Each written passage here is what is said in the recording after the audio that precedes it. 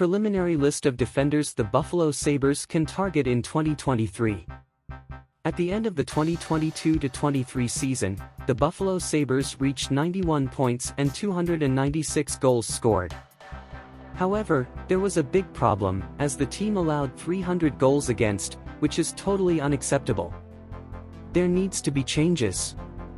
As the trade deadline approached a few months ago, it became apparent that the Buffalo Sabres needed to acquire a top-4 defender in the market.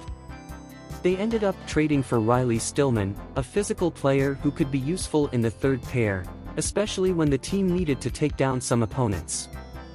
However, he often looked lost when given too much time on the ice. With that in mind, General Manager Kevyn Adams is focused on updating the team's defense to be more compatible with sophomore blueliner Owen Power. While Adams is not expected to spend a lot of money, he will invest enough to bring in an efficient player. Below is a preliminary list of several blueliners that Adams could target.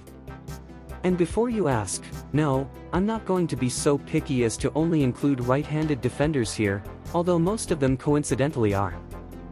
Instead, I've chosen to compile the list based on players who have already demonstrated skill in the sport.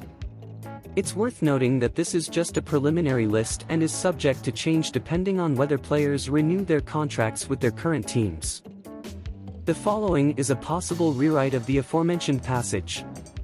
Below is a preliminary list of defenders the Buffalo Sabres could target for the upcoming season, prepared based on players who have demonstrated ability on the ice. It is important to note that this list is subject to change as players re-sign with their current teams. While most players are right fielders, I won't restrict the list to that position. One player who could fit what the Buffalo Sabres are looking for is Connor Clifton, currently with the Boston Bruins.